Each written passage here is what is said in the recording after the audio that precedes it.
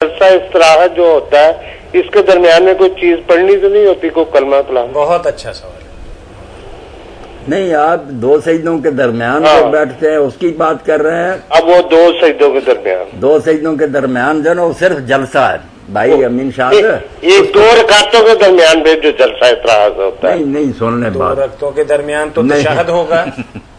کئی باتیں گڑبڑ ہو گئی، آپ ذرا اچھی طرح سننے چلے دوسرے اب چلو دونوں کا بتا نہیں وضاحت کر دیتا ہوں۔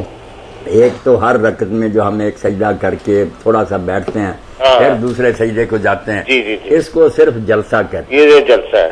پہلی اور تیسری رکعت میں امام شافعی، امام احمد اور اہل حدیث حضرات جو ہے یہ کہتے ہیں کہ پہلی رکعت پڑھ کر بھی دو سجدے کر کے سیدھے نہ اٹھ جاؤ، اتحیات کی طرح بیٹھو پھر بیٹھ کر اٹھو، اس کو کہتے ہیں جلسہ استراحت۔ تھوڑا سا سستانے کے لیے، تھوڑا سا آرام کرنے کے لیے، یہ دو سجدوں کے بعد۔ اور جو دوسری رکعت پر ہم بیٹھتے ہیں یا آخری پر بیٹھتے ہیں اس کو کہتے ہیں امین شاہ صاحب قاعدہ۔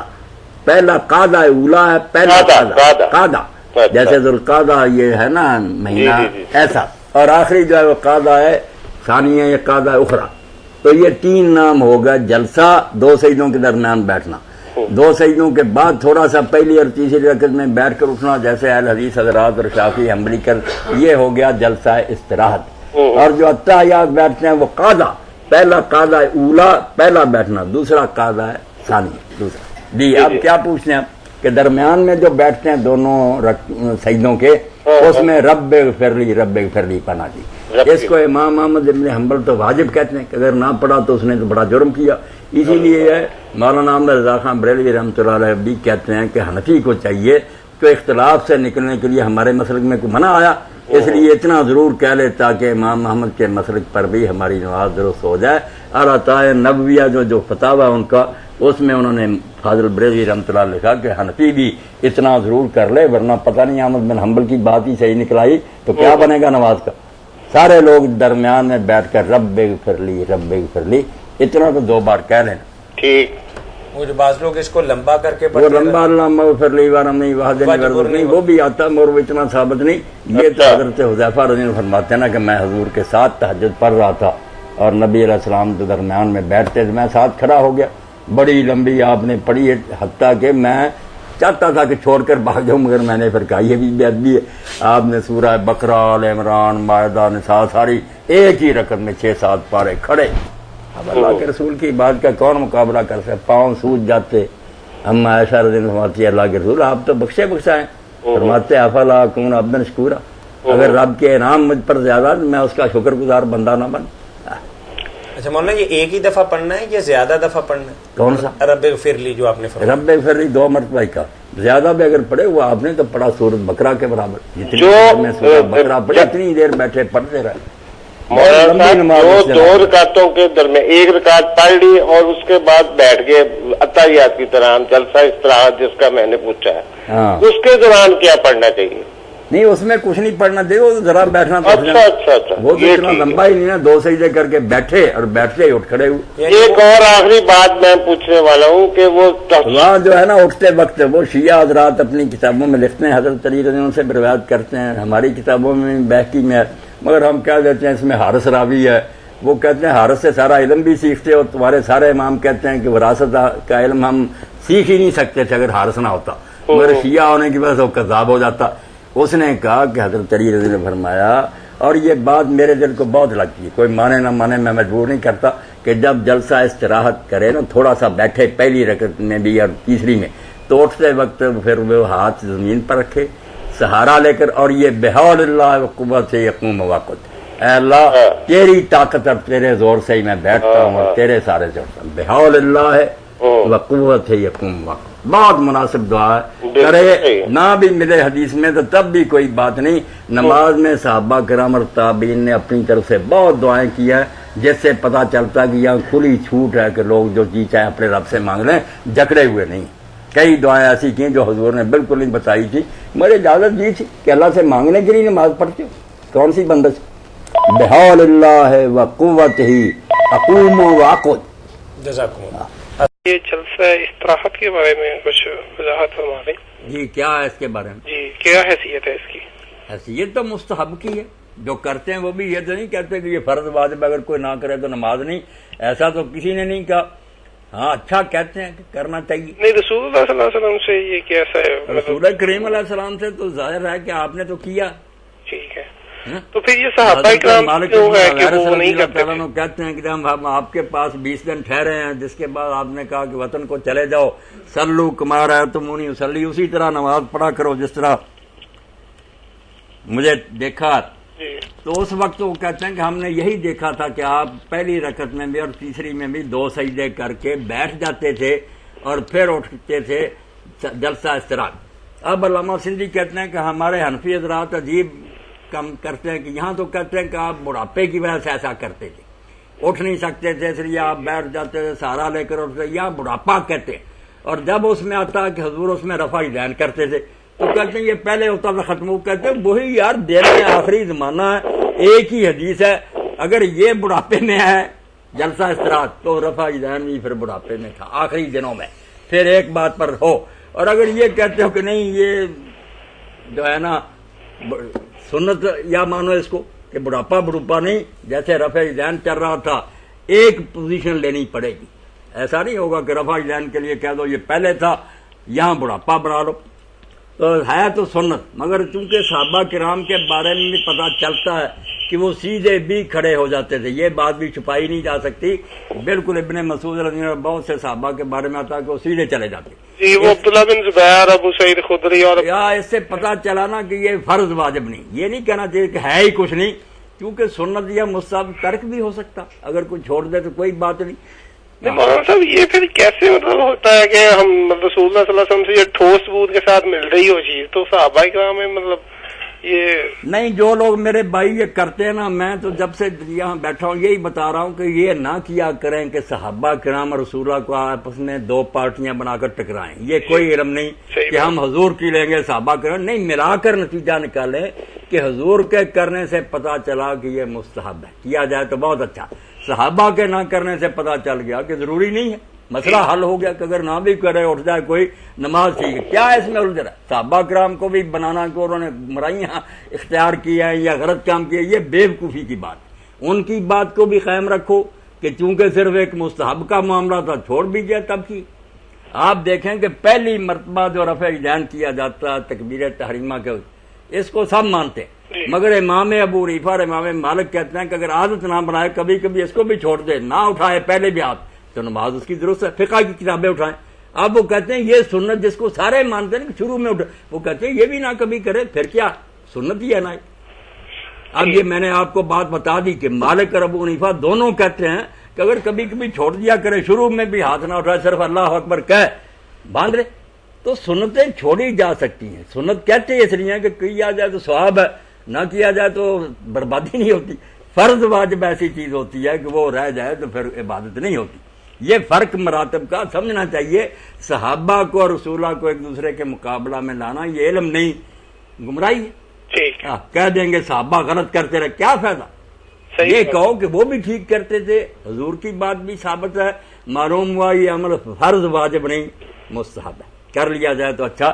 کتنی سیدھی سی تطبیق ہے جس سے ساری چیزیں اپنی اپنی سیٹ ہوگی. جی وعلیکم السلام ورحمۃ. جلسہ استراحت کے بارے میں وضاحت فرمائیں، کیا جلسہ استراحت کرنا لازمی ہے یا نہیں؟ ہاں جلسہ استراحت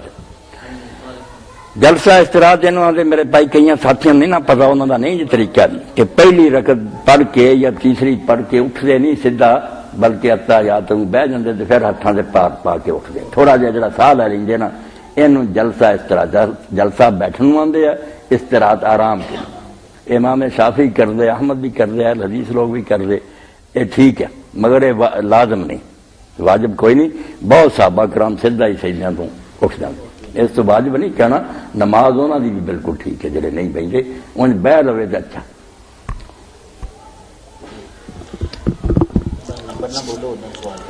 کیا ایک وتر پڑھنا چاہیے یا 3؟ ہاں جی نہیں کیتا تو اٹھ گیا، انہوں نے امام ترمذی آپ ہی آخیا نا بھی وہ صحیح نہیں کی. صحابہ کرام تو ثابت، صحابہ کرام رضوان اللہ مجمعین تو بہت پاؤں کہ اتنے پیروں تو اتنا اٹھ جاتے جی. اس لیے میں آنا نا بھی لحاظ کرنا پہنتا نا. ہوں اسی فتوا لا دیے بے لازم ہے تو پھر وہ صحابہ کرام تے کیڑا تان ہوگا؟ میرے رسول اللہ دے ساتھیوں کی نماز خراب سارے پاسے لگا رکھنی چاہیے. مسئلہ ٹھیک ہے بھی اٹھ اس طرح بہ کے اٹھے آلہ، مگر یہ لازم نہ کہے، کیونکہ حدیث پاک جڑی اسی سناؤنے نا صحیح بخاری وہ پتہ لگتا بیٹا لوگ نہیں سی کر دے. جڑا حضرت نے کیتا نا کہ انہوں نے کیا بھی میں نماز پڑھاواں تمہیں، مالک ابن الحویرث نے آخیا ایک محلے جا کے میں نماز پڑھاواں، تے نماز پڑھائی تے بعد جا کے مینوں نماز پڑھاؤن دا شوق نہیں کہ میں امام بنا. پھر میں تمہیں دسنا سی کہ جدوں اسی 20 دن اللہ دے رسول علیہ السلام تو ٹھہرے آخر زمانے کی گل ہے، رفع دین کر جائیں دیکھیا آپ نے، اور یہ بھی جلسہ اشتراک کر رہے کہ پہلی رکعت سی تیسری چیز بہ جاندے سی پھر اٹھتے سی. یہ دسن لی میں تمہیں کیتا، وہ تو پتہ لگا باقی لوگ جڑے سی اسے وہ نہیں سی کر رہے، انہوں نے انہیں دسیا. تے باقی یہ بھی گل جی ایک درمیان چ آ گئی، سارے حنفی دوست جڑے بہانہ بنا لیں حضور علیہ السلام تے اسے بڑھاپا آ گیا سی، آپ دا جسم بھاری ہو گیا سی تو اٹھیا نہیں سی جاندا. یہ مسئلہ نہیں سی کوئی بھی، نہ سنت مجبوری تو آپ پھر نہ سہارا لے کے اٹھ، یہ جواب دیں. وہ پھر علامہ سندھی حنفی آندا بھی یار دونوں چ ایک گل تے ہن تہاڈے گل پی گئی نا بھی جے آکھو بڑھاپے چ آپ نے یہ کام کیتا تو بڑھاپے چ دس دے وہ رفع دین حضور کر دے. پھر وہ بند کدوں ہویا کہ جے وہ یا وہ منو کہ رفع دین کرنا شروع کرو، جے جان چھڑاؤنے نا بڑھاپے پروں تو وہ دس دے کو نا دنوں چ بھی جدوں اجے وفات تھوڑے دن رہندے سی اسی سرکار نو ویکھیا بھی آپ رفع دین کر دی. اس تو جے بڑھاپا ہے پھر وہ تہاڈیاں گلاں پہ غلط ہے، بے رفع دین چھٹ گیا سی چھوٹا چھٹا کری نہیں. اے درمیان گل آ گئی، یہ انہوں نے صاف کھول کے مدینے جا کے فوت ہوئے. اور حدیث کی کتاباں سے بیٹا انہیں حاشیے اج بھی اسی آنے بخاری تے حاشیہ سندھی دا نسائی تے دنیا من دی عرب من دا سارا کہ وہ ورگا علم نہیں کسی نے پڑھایا. حنفی ہوندیاں انصاف وہ کہنے سی کہ مسئلہ نے بناوٹی ہے کوئی نہیں، تو جلسہ استراحت کر لے تو ٹھیک ہے، ورنہ ان صحابہ کرام دا جو عمل ہے نا کہ اٹھ بھی جاندے سی نماز ٹھیک کرو اور گل. اب آ جائیے سنت جلسے جو ہے نماز کے 20 نمبر سٹیپ. رسول اللہ صلی اللہ علیہ وسلم جب سر مبارک اٹھاتے سجدے سے تو آپ صلی اللہ علیہ وسلم بایاں پاؤں بچھا کر اس پر بیٹھ جاتے اور دائیں پاؤں کو کھڑا کر لیتے. یہ صحیح بخاری میں موجود ہے. اور سنن ابی داؤد اور سنن نسائی اور سنن ابن ماجہ میں ہے کہ آپ صلی اللہ علیہ وسلم دونوں سجدوں کے درمیان جب بیٹھتے تو پڑھتے رب اغفر لی رب اغفر لی. کیا پڑھنا ہے؟ رب اغفر لی 2 دفعہ. اور الحمدللہ بہار شریعت میں مفتی امجد علی صاحب جو احمد بریلوی صاحب کے خلیفہ ہیں انہوں نے بھی لکھا ہے کہ 2 سجدوں کے درمیان رب اغفر لی پڑھنا چاہیے 2 دفعہ، لیکن پڑھتے کوئی نہیں لوگ، لیکن انہوں نے ایمانداری کی یہ حدیث لکھ دی. اس کے علاوہ بھی دعائیں ثابت ہیں صحیح سند کے ساتھ. نبی صلی اللہ علیہ وسلم سے تو یہ چیز ثابت نہیں، وہ روایت جو ہے وہ ضعیف ہے اصول محدثین پر جو ترمذی ابو داؤد میں ہے. حبیب بن ابی ثابت جو ہے اس میں مدلس راوی ہیں، ان سے روایت کر رہے ہیں کہ آپ صلی اللہ علیہ وسلم 2 سجدوں کے درمیان پڑھتے تھے اللہم اغفر لی ورحمنی واہدنی وعافنی ورزقنی. لیکن اس کی ایک صحیح سند مل گئی ہے کہ مقبول تابعی رحمۃ اللہ علیہ المصنف ابن ابی شیبہ میں آتا ہے کہ وہ یہ دعا پڑھتے تھے. اور صحیح مسلم میں ہے کہ آپ صلی اللہ علیہ وسلم نے ایک صحابی کو یہ دعا نماز میں پڑھنے کے لیے سکھائی تھی. لہٰذا یہ درود شریف کے بعد بھی یہ دعا پڑھی جا سکتی ہے اور 2 سجدوں کے درمیان پڑھنا بھی جائز ہے. سٹیپ نمبر 22 صحیح بخاری میں انٹرنیشنل نمبرنگ کے مطابق 6251 کہ آپ صلی اللہ علیہ وسلم دوسرے سجدے کے بعد بیٹھنے کا بھی حکم فرماتے ہیں، جو میں پہلے حدیث بیان کر چکا، جو آپ صلی اللہ علیہ وسلم نے نماز کا طریقہ ایک صحابی تیزی سے نماز پڑھ رہے تھے ان کو سکھایا. فرمایا دوسرا سجدہ کرو پھر بیٹھ جاؤ اور پھر دوسری رکعت کے لیے کھڑے ہو. اور 23 نمبر حدیث مالک بن حویرث سے، وہی جو غزوہ تبوک کے موقع پر مسلمان ہوئے، جنہوں نے حدیث روایت کی کہ نماز اس طرح پڑھو جس طرح مجھے نماز پڑھتے ہوئے دیکھتے ہو. انہوں نے بخاری شریف میں 823 اور 824 نمبر حدیث ہے، وہ کہتے ہیں کہ میرا نماز پڑھنے کا ارادہ نہیں تھا لیکن میں تجھے نماز سکھانا چاہتا ہوں کہ نبی صلی اللہ علیہ وسلم کیسے نماز پڑھا کرتے تھے. اور اس میں پھر وہ تابعی بتاتے ہیں کہ مالک بن حویرث نے ہمیں بتایا کہ آپ صلی اللہ علیہ وسلم دوسرا سجدہ کر کے بھی بیٹھ جاتے طاق رکعتوں میں، پہلی اور تیسری میں، اور پھر دونوں ہاتھوں پر اعتماد کرتے ہوئے یعنی ہاتھوں کا سہارا لیتے ہوئے دوسری رکعت کے لیے کھڑے ہوتے یا چوتھی رکعت کے لیے تیسری رکعت کے لیے کھڑے ہوتے، ہاتھوں کا سہارا لے کر زمین پر اعتماد کرتے ہوئے. لہذا یہ سنت ہے، یہ جو ہماری طرح مشہور ہے کہ بغیر ہاتھ کے سہارے کے اٹھنا چاہیے، ایسا نہیں. اور معاذ اللہ بعض لوگوں نے اتنی گستاخی کی، وہ کہتے ہیں نبی صلی اللہ علیہ وسلم بوڑھے ہو گئے تھے اس لیے اٹھ نہیں سکتے تھے تب ہاتھوں کا سہارا لیتے تھے. یہ بات ہوتی تو آپ مالک بن حویرث کو کہتے کہ بھائی یہ جو میں عمل کر رہا ہوں یہ میرے ساتھ خاص ہے، تم نے بغیر ہاتھوں کے سہارے کے اٹھنا ہے. معاذ اللہ آپ صلی اللہ علیہ وسلم پر کبھی کوئی ایسا وقت نہیں آیا کہ آپ صلی اللہ علیہ وسلم قابل اتباع نہ رہے ہوں. اور کبھی ایسا کوئی موقع آتا تھا کہ آپ نے بیٹھ کے نماز پڑھی ایسا معاملہ تو آپ صحابہ کو بتا بھی دیتے تھے. تو یہ بالکل گستاخی ہے ایسی بات کرنا, معاذ اللہ استغفر اللہ. یہ وہی بات ہے, مطلب فرقہ واریت کی لعنت ہے جو پڑ گئی ہے. اب وہ حدیث بخاری و مسلم کی یاد کر لیں کہ آپ صلی اللہ علیہ وسلم 2 سجدوں کے درمیان اتنی دیر بیٹھتے کہ ہمیں یہ لگتا کہ آپ صلی اللہ علیہ وسلم دوسرا سجدہ کرنا ہی بھول گئے. تو اس میں آپ صلی اللہ علیہ وسلم یہ دعائیں فرمایا کرتے تھے. اور یہ بات یاد رکھیے, بعض علماء عرب کو میں نے دیکھا ہے کہ وہ 2 سجدوں کے درمیان بھی یوں انگلی اٹھاتے ہیں ایسے.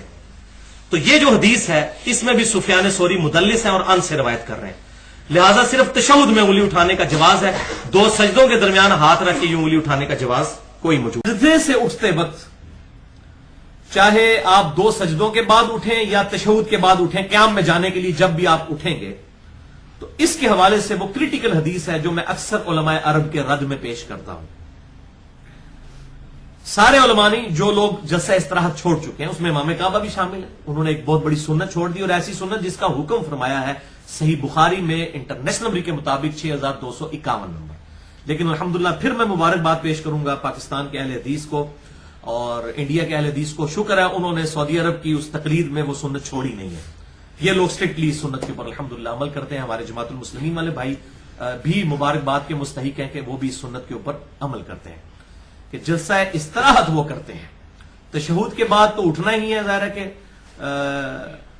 2 سجدوں کے بعد بیٹھ کر اٹھنا, یہ جو دوسرا بیٹھا جاتا ہے اسے جلسہ استراحت کہتے ہیں. پہلے والا تو 2 سجدوں کے درمیان ہے جلسہ, دوسرا ہے جلسہ استراحت. صحیح بخاری میں 6251 نمبر حدیث ہے انٹرنیشنل نمبر کے مطابق.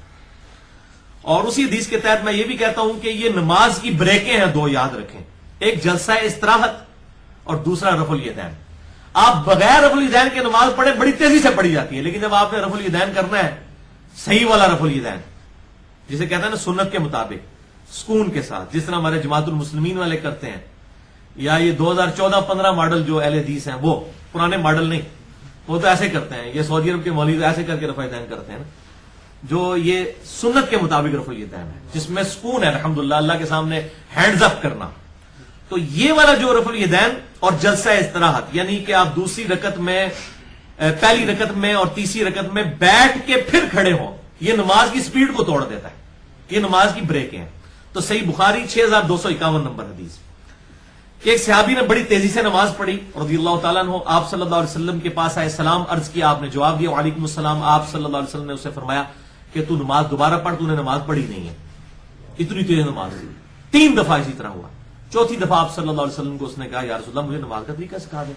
تو آپ صلی اللہ علیہ وسلم نے فرمایا جب بھی تم نماز کا ارادہ کرو تو اچھے طریقے سے وضو کرو, پھر قبلہ رخ کھڑے ہو کر تکبیر بلند کر کے قرات کرو جتنی میسر ہو, یہ سورہ فاتحہ اور ساتھ جتنی بھی آیات, کم از کم 3 آیات. اس کے بعد سکون سے رکوع میں جاؤ, رکوع کے بعد سکون سے کھڑے ہو جاؤ حتیٰ کہ ہر ہڈی اپنی جگہ پر آ جائے. پھر سجدے میں سکون سے جاؤ, پھر سجدہ کرنے کے بعد سر اٹھاؤ اور 2 سجدوں کے درمیان سکون سے بیٹھ جاؤ, ہر ہڈی اپنی جگہ پر آ جائے. پھر دوسرا سجدہ کرو, پھر دوسرا سجدہ کرنے کے بعد بھی سکون سے بیٹھ جاؤ, اور پھر اسی طریقے سے باقی رکعتیں بھی مکمل کرو. یعنی دوسرے کے بعد بھی آپ نے بٹھایا اور پھر اس کے بعد دوسری رکعت کے لیے کھڑے ہونا. اب یہ بالکل کلیئر کٹ حکمی حدیث ہے جلسہ استراحت کے اوپر. لہٰذا سعودی عرب کے علماء نے یہ جو چھوڑ دیا, میں سمجھتا ہوں بہت بڑی بدبختی ہے, اور یہاں پر بھی جو حنفی جو ہے اس کو چھوڑتے ہیں سنت کو, بہت بڑی بدبختی ہے. اور اس حوالے سے جو ان کے لیم ایکسکیوزز ہیں انشاءاللہ میں اس کو بھی ایڈریس کر دوں گا. اور یہ میں یہ کہتا ہوں اسی لیے, اور یہ یہاں پہ حنفی علماء اور سعودی عرب میں بھی کچھ مولوی ہیں, وہ مطلب اس حد تک ان کی زبان لمبی ہو چکی ہے, وہ کہتے ہیں یہ تو نبی صلی اللہ علیہ وسلم بوڑھے ہو گئے تھے چونکہ اٹھ ہی نہیں سکتے تھے, تو اس لیے پھر وہ بیٹھ کے ہی اٹھتے تھے نا. استغفر اللہ تو بولے, یعنی یہاں پر آپ صلی اللہ علیہ وسلم تو نماز سکھا رہے ہیں, آپ نے اس کو یہ تو نہیں کہا کہ آپ بوڑھے, جب تو بوڑھا ہو جائے تو ایسا کر, آپ نماز کا طریقہ سکھا رہے ہیں. اور جلسہ استراحت پہ حکمی حدیث ہے کہ بیٹھ کے اٹھ. اب یہ تو مطلب عذر ختم ہو گیا. یعنی آپ صلی اللہ علیہ وسلم کی جو حدیثیں ہیں بخاری اور مسلم میں کہ آپ بیٹھ کے اٹھتے تھے, اس کی تو یہ رد کر لیتے ہیں کہ جی وہ بوڑھے ہو گئے تھے, نعوذ باللہ. یا تو آپ تعلیم فرما رہے ہیں تو گنجائش نہیں رہتی. دل بے ایمان تے حجتاں ٹھیر, جو پنجابی کہتے ہیں کہ اگر کسی نے بات ماننی نہیں ہے تو جتنی مرضی حجتیں نکالے, لیکن اسی بھی الحمدللہ پھکیاں میں نال دینے کہ بھائی ہونے تو اس پھکی کا جواب دو نا کہ تعلیم فرما رہے ہیں. اس لیے مفتی اکمل صاحب کے خلاف میں نے ایک لیکچر دیا ہے, مسئلہ نمبر 122. ان کے خلاف سے مراد یہ ہے کہ نبی صلی اللہ علیہ وسلم سے اپنی محبت کے اظہار کے لیے ان کے خلاف میرے استاد بھی ہیں. میں نے 1996 میں جب میں انجینئرنگ یونیورسٹی کے 2nd ایئر میں پڑھتا تھا, تو واہ کینٹ کے اندر میں نے ان کے ساتھ اعتکاف کیا ہوا ہے، میں ان کی بڑی عزت کرتا ہوں ان کی پازیٹیو چیزوں کی، لیکن انہوں نے جس طریقے سے اس کو بیان کیا اور اس حوالے سے انہوں نے مردود روایتیں بیان کی، ترمذی سے بیان کی، امام ترمذی نے خود لکھا یہ روایت جعلی ہے لیکن بیان نہیں کیا، اور نبی صلی اللہ علیہ وسلم اور کہا جی یہ امام شافعی کی حدیث ہے، صحیح او بھائی یہ نبی صلی اللہ علیہ وسلم کی حدیث ہے، نہ امام شافعی دی ہے تو نہ امام حنیفہ دی ہے، یہ سارے فالوورز نے، یہ نبی صلی اللہ علیہ وسلم کی حدیث ہے۔ وہ کہتے ہیں ہمارے بزرگ یہ جواب دیتے ہیں کہ آپ صلی اللہ علیہ وسلم بوڑھے یا ضعیف یا مریض ہوں گے اس لیے بیٹھ کے اٹھتے، تو میں نے جو حدیث پیش کی ہے بخاری سے 6251 اس کو انہوں نے ڈسکس ہی نہیں کیا، جس میں آپ نے حکمن تعلیم فرمایا ہے کہ بیٹھ اور پھر اٹھ، دوسرے سجدے کے بعد بھی بیٹھ۔ اس حوالے سے ایک جعلی روایت کے پیش کرتے ہیں جامعہ ترمذی میں 288 نمبر کہ آپ صلی اللہ علیہ وسلم نماز سے جب کھڑے ہوتے پہلی رکعت میں تو آپ صلی اللہ علیہ وسلم پنجوں کے بل اٹھا کرتے تھے، تو کہتے ہیں دیکھیں جی بیٹھ کے نہیں اٹھتے تھے، ڈائریکٹ پنجوں کے بل، اور ظالم ایسا ہے کہ امام ترمذی نے ساتھ لکھا ہے کہ اس حدیث میں خالد بن الیاس محدثین کے ہاں ضعیف راوی ہے، اس کی حدیث قابل قبول نہیں ہے، یہ نہیں ساتھ پڑھ رہے۔ سر جلسہ استراحت ضروری ہے یا نہیں؟ جلسہ استراحت ضروری ہے، ضروری ہے، حکم موجود، علماء عرب نہیں کرتے، صحیح بخاری میں حکم موجود ہے، وہ تو حکم موجود ہے کہ وہ جو بندے علماء عرب کی غلطی ہے، بھائی غلطی ہے۔ اچھا عبداللہ بن باز نے بھی لکھا ہے کہ جی یہ وہاں میرا ایک عربی سے میری بات ہوئی تھی، ہاں یہ ذرا بتا دیں، بڑی انٹرسٹنگ ہے یہ، عبداللہ المحتاج۔ اچھا تو اس نے میں نے کہا کہ وہ کہتا ہے حکم، میں نے کہا تو حنفیوں کی باتیں آپ کرتے ہیں، حکم تو ضروری نہیں ہے، اللہ کے رسول صلی اللہ علیہ وسلم کا عمل بھی کافی ہے۔ انہوں نے کہا نہیں حکم بتاؤ، تو میں نے کہا حکم بھی ہے صحیح بخاری میں، تو اس نے کہا نہیں کوئی صحیح بخاری میں نہیں ہے، تو میں اسے گھر میں بیٹھا ہوا تھا، اس میں کیمرے لگے ہوئی تھے، باہر سے لوگ نظر آتے تھے، کوئی مال تھا نا اس کا ریاض میں، تو میں نے کہا کہ صحیح بخاری میں یہ حدیث ہوتی ہے، اس نے کہا کہ حاذا کذب، جھوٹ ہے، وہ کہتا ہے کوئی بھی نہیں، تو میں نے کہا اور رکھ دیا اسے گھر میں نے کہا کہ لا اشرب شیئا ولا آکل شیئا انا فی بیتک ضیفک ہاتھ بصحیح بخاری اخرج لک الا فلا آکل شیئا۔ تو اب وہ شرمندہ ہوا کیونکہ میں اس کا مہمان تھا نا، انہوں نے بیٹے کو کہا کہ صحیح بخاری لے کے آ، جب بیٹا صحیح بخاری لے کے آیا تو میں نے نکال دی کتاب الاستئذان سے حکم نبی کریم صلی اللہ علیہ وسلم کا جلسہ استراحت کے بارے میں، تو اس کے ہاتھ کانپ رہے تھے، جب اس نے اس کو لکھا اس کے ہاتھ کانپ رہے تھے، پھر اس نے حوالہ نوٹ کیا اور کہتا ہے کہ میرا استاد شیخ بن باز جو ہے وہ جلسہ استراحت کرتا ہے، پتہ ہے آپ کو شیخ بن باز سے قائل تھے، وہ کرتے لکھا ہے مستحب ہے، نہ کرے تو کوئی حرج نہیں، ٹھیک ہے، خود وہ اس پر عمل کرتے تھے، تو میں نے کہا کہ تو کیوں نہیں کرتا، لے شنت اللہ تعالیٰ۔ اچھا